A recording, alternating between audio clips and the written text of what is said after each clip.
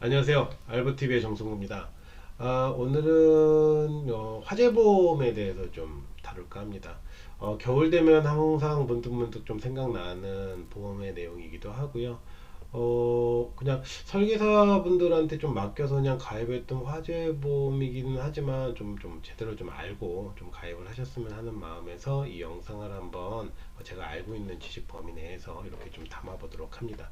그래서 우리가 화재보험을 가입할 때는 보험사에서 이 화재보험을 가입하는 물건들이 취급하는 물건들이 있어요. 그래서 그 물건들이 총 세 가지가 있는데, 첫 번째는 주택물건이 있고요, 공정물건이 있습니다. 그래서 주택물건이라고 하는 거는 단독주택이라든가 연립주택, 아파트, 우리가 살고 있는 그런 주택을 얘기하고요. 공정물건이라고 하는 거는 이제 작업장이라든가 발전소, 광업소 이런 것들을 공정물건이라고 칭합니다. 그러면 주택물건과 공정물건을 제외한 나머지 물건을 일반물건이라고 하고요. 이 일반물건에는 상가나 오피스텔, 기숙사, 창고 이런 것들이 있다라는 걸 좀 알고 계시면 되고요.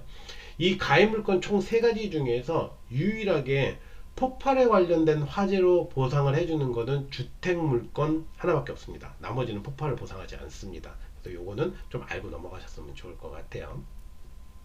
그래서 보험사가 도대체 그러면 화재보험을 들면 보상해주는 것들이 어떤 거냐면, 크게는 이렇게 두 가지로 볼 수 있어요. 재산손해와 비용손해를 보상을 해주는데, 재산손해는 첫 번째로는 직접손해라고 해서, 직접손해가 뭐냐면 화재가 났잖아요. 화재가 나면 내 집이 타고 그 다음에 끌림으로 인해서 손해보는 걸, 이걸 직접손해라고 하고요.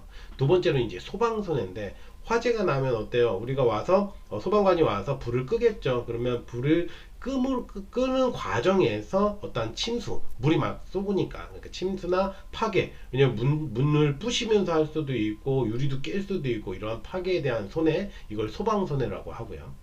그 다음에 이제 피난손해라고 해서 피난지 5일 동안에 어떠한 직접적인 손해나 소방손해가 추가적으로 일어나는 것들을 피난손해라고 합니다. 손해라고 해요. 그래서 보상하는 손해 중에 재산손해가 있고요. 두 번째로 이제 비용손해인데요. 비용손해는 화재가 난 이후에 이제 잔존물 제거 비용이라는 항목이 있고, 그 다음에 이제 잔존물 보전 비용이라고, 보험회사가 잔존물을 이제 보존하기 위해서 지출한 이제 이런 돈들을 잔존물 보전 비용이라고 보면 되고요. 손해방지 비용 같은 경우는 손해방지나 경감을 위해서 보험사가 지출한 그런 비용들. 그 다음에 대위권 보전 비용이라는 거는 제3자로부터 손해배상을 받을 수 있는 경우에 그 권리를 보존하기 위한 등에 필요한 어떠한 그런 비용들을 대위권 보전 비용이라고 하고요. 기타 비용은 보험회사의 어떤 요구에 따라서 지출되는 비용을 이제 기타 협력 비용이라고 보시면 돼요. 근데 이 비용 손해 항목에서 다 안 해주고 가입 금액의 10%만 해주는 게 있는데, 그게 뭐냐면 잔존물 제거 비용이에요. 그래서 잔존물 제거 비용은 조금 더 한번 볼게요. 뭐냐면 사고 현장에서 보험 목적물을 제거, 그러니까 막 잔해물들이 나오잖아요. 이거를 이제 나머지 해체하거나 청소하거나 이 쓰레기들을 상차하는 비용을 잔존물 제거 비용이라고 하거든요. 근데 이 잔존물 제거 비용은 100% 해주는 게 아니에요. 보험 가입 금액에. 보험 가입한 금액에서 10% 한도, 예를 들어서 1억을 가입했다고 하면 1000만 원까지만 보상해 준다라는 거, 요거는 꼭 기억하시고 가셔야 될 것 같습니다. 이게 바로 화재 손해예요. 화재 손해. 이게 화재 손해, 이 화재 손해에 대해서, 내 집에 대한 어떤 화재 손해를 얘기하는 게 지금 그 전에 말씀드린 이겁니다. 그러면 이 손해를 최대한 내가 얼마까지 보상받을게 하는 게 이제 보험가액이라든가 가입 금액을 설정을 해야 되는데, 제가 표지에도 말씀드렸지만 건축물 대장 열람은 필수입니다. 무조건 하셔야 돼요. 왜냐면 우리가 아무리 소유주고 제가 세대주고 제가 이 집주인이라 하더라도 이 애매할 때가 있어요. 평형수도 몇 점 몇 평 애매하기도 하고 뭐 이런 거 있잖아요. 그래서 건축물 대장을 꼭 기본적으로 열람을 해야 되는데, 저희가 합니다. 저희가 하는데 주소지, 거기에는 건축물 대장 열람을 하게 되면 주소지 정확하게 나와 있고요, 소유자도 정확하게 나와 있고, 그 다음에 건물에 대한 구조, 용도, 그 다음에 면적, 그리고 이게 특수건물에 해당되는지 안 되는지, 왜냐면 특수건물에 따라서는 또 가입 요건이 조금씩 다르기 때문에 그런 부분들을 좀 꼼꼼히 확인 후에 보험가액과 가입금액 설정을 해야 고객님들이 나중에 불의에 혹시라도 사고가 났을 때에 손해되는 어떠한 이 보상가액들에 대해서 다 온전히 돌려받을 수 있기 때문에 이걸 꼭 확인하는 게 좋습니다. 그래서 꼭 확인하고 가입을 하셔야 되고요. 이게 이제 여태까지 지금까지 말씀드린 게 화재 손해입니다. 누구의 화재 손해? 제 것. 내 물건에 대한 화재 손해고요. 또한 여기에 추가로 가입할 수 있는 게 뭐냐면 이제 배상, 나로 인해서 윗집의 손해가, 옆집의 손해가, 아랫집의 손해가, 그래서 화재에 대한 배상 항목도 이제 추가로 가입을 하시는 거고, 벌금도 마찬가지로 화재로 인해서 작게는 1,500만원, 많게는 2천만원까지 벌금이 나오거든요. 그 벌금에 대한 비용, 그리고 내가 화재가 나서 잠깐 임시로 딴 데 거주를 하거나 뭐 호텔에 잠깐 있거나 어디에 있는 뭐 이런 것들, 그러한 어떤 거주 비용, 이런 것들이 이제 화재 보험에 들어가는 특약과 주계약에 대한 내용들이에요. 여기에 지금 여기까지만 하면 다 보험료가 3,000원, 5,000원 요 정도밖에 안 합니다. 근데 보험사가 저도 이제 15년 동안 이렇게 일을 하면서 보면 보험사가 요렇게만 판매를 안 하더라고요. 그리고 요렇게 판매하는 게 간혹가다 나와요. 간혹가다 나오면은 이제 뭐 나는 뭐 2,000원에도 했는데, 나는 1,000원에도 했는데, 나는 뭐 5,000원에도 했는데, 이런 얘기들이 잠깐 이게 풀어놨거나 이벤트성으로 풀렸을 때 하신 걸 거예요. 그렇지 않고는 이게 팔 수가 없어요. 왜냐면 보험에서 판매하는 금액이 최소 금액을 10,000원으로, 10,000원 이하로, 10,000원으로 책정을 해놨기 때문에요. 그러면 이것만 하게 되면 3,000원에서 5,000원이라고 했잖아요. 그래서 여기에 이 특약, 이 지금 가입하는 특약 안에, 특약에다가 플러스해서 그러면 주택에 관련된 거를 조금 더 다른 분야, 화재 분야는 아니지만 다른 분야까지 좀 첨부를 해줄 수 있는 특약들을 저희가 선별을 해보면 어떤 것들이 있냐면 이제 이런 것들이죠.